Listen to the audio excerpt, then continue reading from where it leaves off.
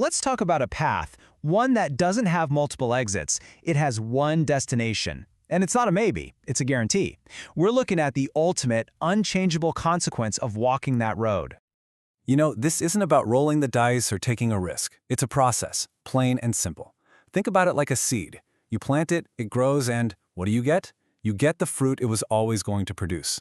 It's an inevitable conclusion, the final stop in a totally predictable cycle. And here's the really sneaky part. The destination is never advertised. You don't see a big, flashy sign at the beginning that says, "Hey, this way to total ruin." No, it's way more subtle than that. The strategy is just so simple, isn't it? It sells you the thrill, but conveniently forgets to mention the cost. It's like the world's best marketing campaign for a product that is literally poison. And it works because it's designed to keep your eyes fixed on the fun, while it's busy digging a grave for you just off to the side. All right, so let's get into this. This isn't about luck or chance. It's a transaction. Seriously, think of it like a job. You put in the work, you perform the services, and every job comes with a paycheck, right? And there's absolutely no confusion about this one. You put in the hours, you made the choices, and let me tell you, this is a boss that never misses payday. That check, it's always delivered right on time for the exact amount you earned. So, what's the key takeaway here? Is that this outcome isn't some random accident. It's not a punishment that just drops out of the sky. It is exactly the payment that was earned for the work you did. Okay, so when we say death, what are we actually talking about? Because it's so much more than just a physical end. We're talking about the complete, systematic destruction of a life from the inside out.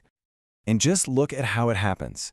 It's like a careful dismantling of everything that makes you, you. First, your peace is gone, replaced with this constant gnawing anxiety. Then your joy just vanishes. It leaves this huge void. It severs your intimacy with God, poisons your fellowship with people, and just silences any sense of purpose you had. Your conscience goes numb, your calling dies. It's a total collapse happening in slow motion. And here's the hard truth, you know?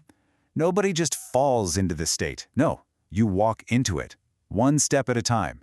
It's a journey made up of 1,000 little choices, 1,000 tiny compromises, 1,000 warnings you decided to ignore. I mean, at first, you probably thought you were in control, right? I can handle this. I'll just dabble a little. I can get out whenever I want. But here's the thing. While you were busy managing it, it was busy forging chains around you. And then one day you look up and boom, you realize you're not in control at all. It owns you. And the exit sign, it's gone. And let's be crystal clear about something. This was always the goal. The enemy wasn't hoping you'd just stumble a little bit. He wasn't aiming for a small mistake. He wanted total, absolute ruin. And while you're crumbling, he's on the sidelines, clapping. Every piece that falls apart is a victory for him. And really, that's where the story should end, right? The paycheck's been delivered, the life is in pieces, the enemy is celebrating, it's over.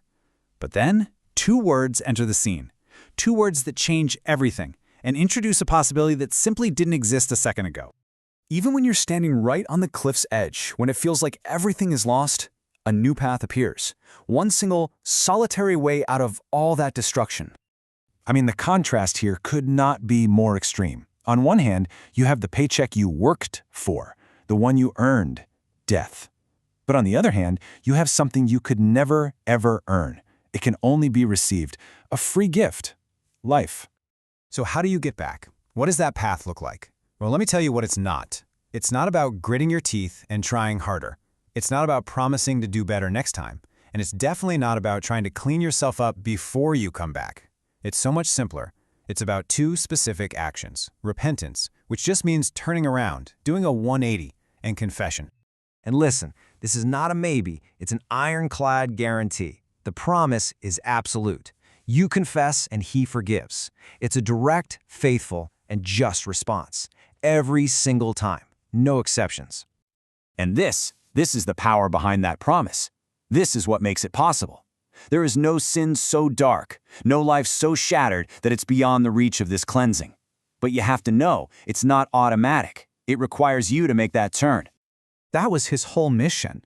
He didn't come to just give advice. He came to step right into the middle of this broken system, to completely shatter the power of sin and to conquer death itself. His purpose was to destroy the works of the devil and to pull people like you and me out of the trap. And so here we are, full circle, back to talking about the final destination. But now we see something new, don't we? we see there are actually two options on the table, two very different endings to your story. And which one you get comes down to a choice you have to make right now. Listen, if any of this sounds familiar, if you feel like you're on that road right now and you can see that dark destination up ahead, please hear me. You don't have to finish that journey. You do not have to let this cycle run its course. The last chapter of your story doesn't have to be death. That story can be interrupted right here, right now. You can choose a different ending. Let it end with repentance. Let it end with grace. Let it end not with a death, but with a resurrection.